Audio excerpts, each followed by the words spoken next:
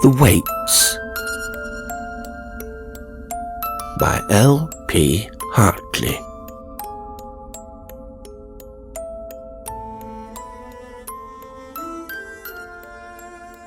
Christmas Eve had been for all the Marriners, except Mr. Marriner, a most exhausting day. The head of the house usually got off lightly at the festive season. Lightly, that is, as far as personal effort went. Financially, no. Mr. Marriner knew that financially quite a heavy drain was being made on his resources, and later in the evening, when he got out his checkbook to give his customary presents to his family, his relations, and the staff, the drain would be heavier. But he could afford it. He could afford it better this Christmas than at any other Christmas in the history of his steadily increasing fortune. And he didn't have to think. He didn't have to choose. He only had to consult a list, and add one or two names, and cross off one or two. There was quite a big item to cross off. Quite a big item, though it didn't figure on the list or on the counterfoil of his checkbook. If he saw fit, he would add the sum so saved to his children's cheques. Jeremy and Anne would then think him even more generous than he was. And if his wife made any comment, which she wouldn't, being a tactful woman, he would laugh and call it capital distribution. Capital in every sense, my dear. But this could wait till after dinner.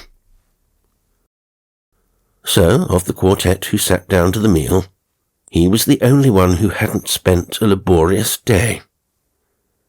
His wife and Anne had both worked hard decorating the house and making arrangements for the party on Boxing Day. They hadn't spent the time in getting presents. They hadn't had to. Anne, who was 2 years older than Jeremy, inherited her mother's gift for present giving, and had made her selections weeks ago. She had a sixth sense for knowing what people wanted. But Jeremy had left it all to the last moment. His method was the reverse of Anne's, and much less successful. He thought of the present first, and the recipient afterwards. Who would this little box do for? Who would this other little box do for? Who should be the fortunate possessor of this third little box? In present giving, his mind followed a one-way track, and this year it was little boxes. They were expensive and undiscriminating presents, and he was secretly ashamed of them. Now it was too late to do anything more. But when he thought of the 3 or 4 friends who would remain unboxed, his conscience smote him. Silent and self-reproachful, he was the first to hear the singing outside the window. "Listen, there's some carol singers." His voice, which was breaking, plunged and croaked. The others all stopped talking, and smiles spread over their faces. "Quite good, aren't they? The first we've had this year," said Mrs. Marriner. "Well, not the first, my dear. They started coming days ago, but I sent them away and said that waits must wait till Christmas Eve." "How many of them are there?" "2, I think," said Jeremy. "A man and a woman." Jeremy got up and drew the curtain. Pierced only by a single distant street lamp, the darkness in the garden pressed against the window pane. "I can't quite see," he said, coming back, "but I think it's a man and a boy." "A man and a boy," said Mr. Marriner. "That's rather unusual." "Perhaps they're choristers, Daddy. They do sing awfully well." At that moment, the front doorbell rang.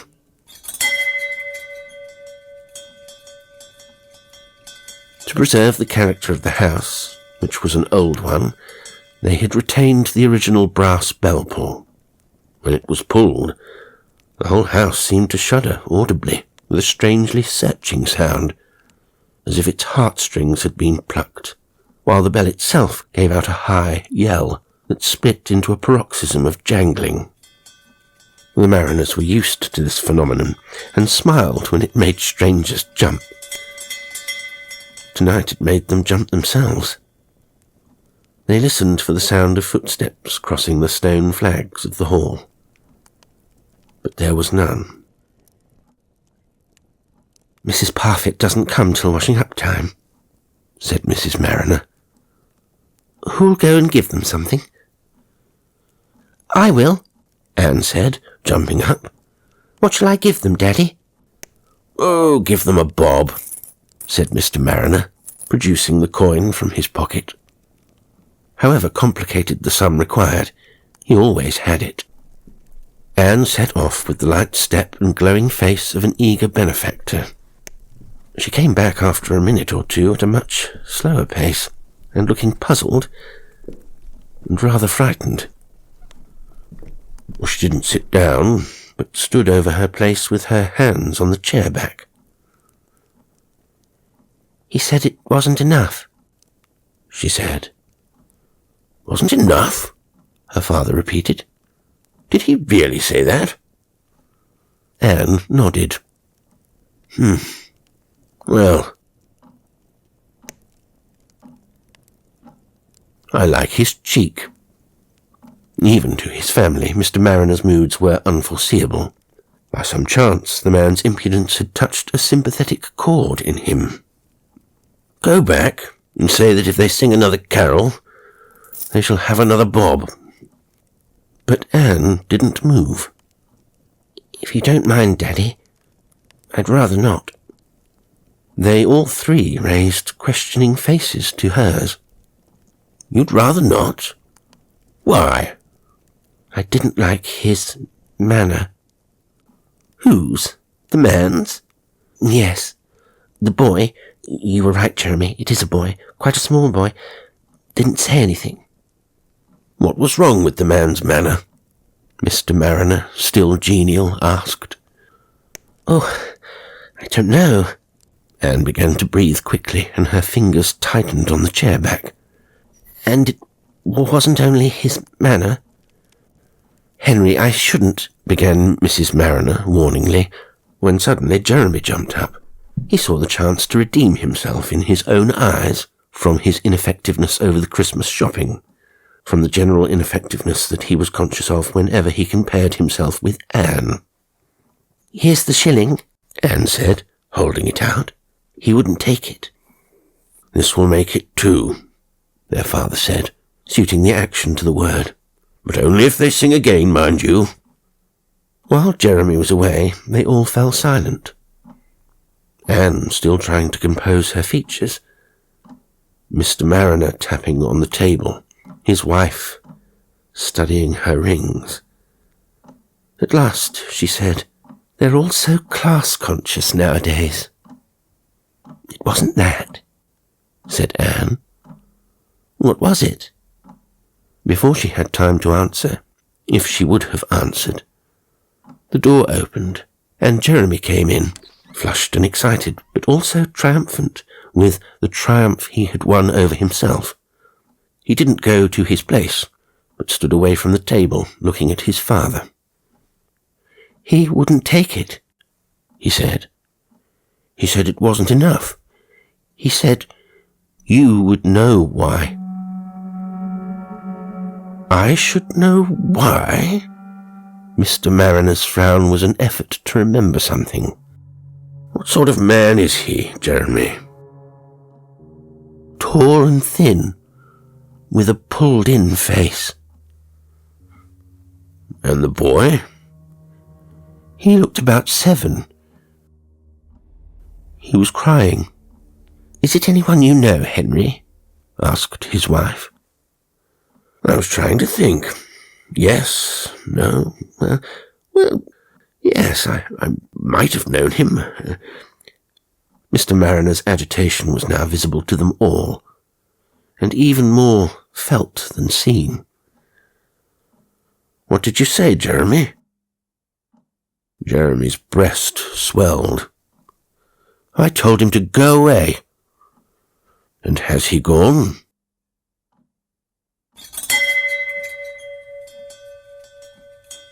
As though in answer, the bell pealed again. "I'll go this time," said Mrs. Marriner. "Perhaps I can do something for the child." And she was gone before her husband's outstretched arm could stop her. Again the trio sat in silence, the children less concerned with themselves than with the gleam that kept coming and going in their father's eyes, like a dipping headlight. Mrs. Marriner came back much more self-possessed than either of her children had. "I don't think he means any harm," she said. "He's a little cracked, that's all. We'd better humour him. He said he wanted to see you, Henry, but I told him you were out. He said that what we offered wasn't enough, and that he wanted what you gave him last year, whatever that means. So I suggest we give him something that isn't money.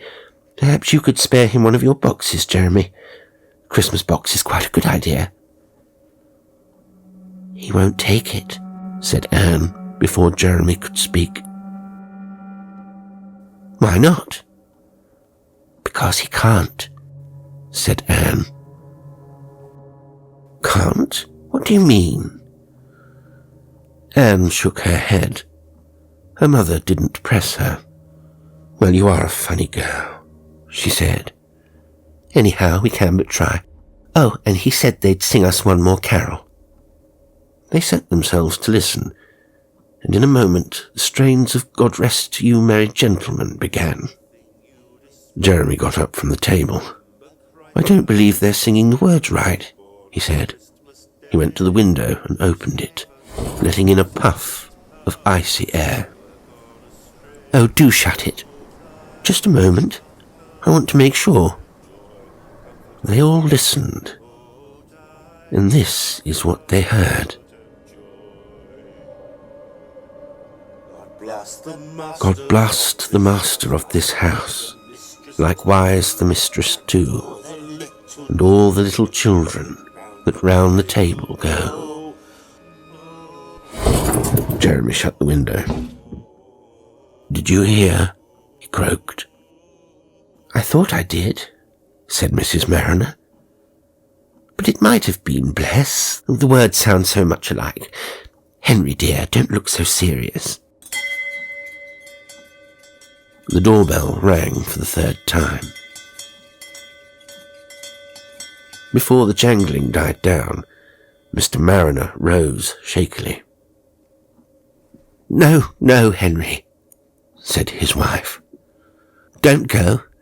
It'll only encourage them. Besides, I said you were out." He looked at her doubtfully, and the bell rang again, louder than before. "They'll soon get tired of it," she said, "if no one comes. Henry, I beg you not to go." And when he still stared at her with groping eyes, she added, "You can't remember how much you gave him last year." Her husband made an impatient gesture with his hand. "But if you go, take one of Jeremy's boxes." "It isn't a box they want," he said. "It's a bullet." He went to the sideboard and brought out a pistol. It was an old-fashioned saloon pistol, a relic from the days when Henry's father, in common with the others of his generation, had practised pistol shooting, and it had lain at the back of the drawer in the sideboard longer than any of them could remember. "No, Henry, no, you mustn't get excited, and think of the child." She was on her feet now. They all were. "Stay where you are," he snarled. "Anne, Jeremy, tell him not to. Try to stop him." But his children could not in a moment shake off the obedience of a lifetime, and helplessly they watched him go. "But it isn't any good. It isn't any good," Anne kept repeating. "What isn't any good, darling?" "The pistol. You see, I've seen through him." "How do you mean, seen through him? Do you mean he's an imposter?" No.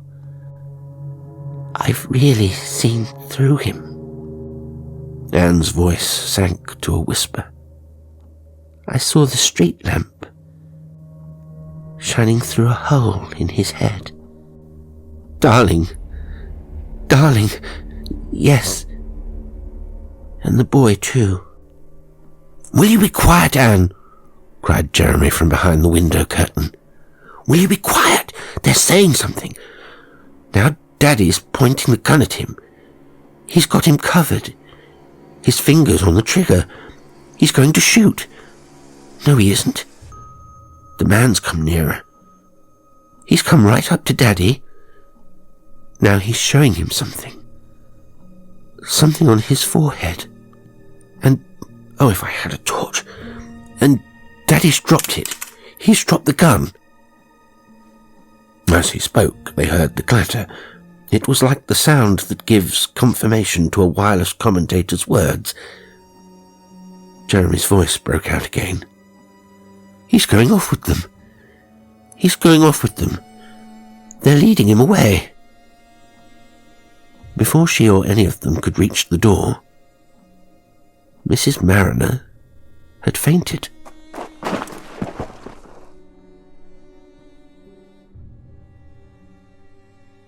The police didn't take long to come. On the grass near the garden gate, they found the body. There were signs of a struggle, a slither like a skid mark on the gravel, heel marks dug deep into the turf. Later it was learnt that Mr. Marriner had died of coronary thrombosis. Of his assailants, not a trace was found, but the motive couldn't have been robbery.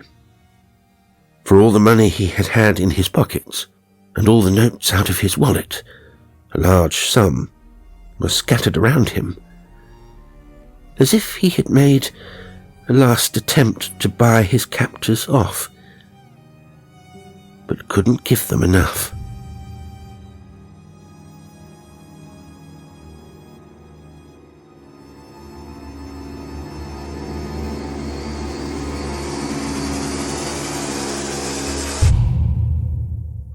Today's story was The Waits by L.P. Hartley. It was read by Jasper L'Estrange. Well, as always, I hope you enjoyed it. And until next time, sweet dreams.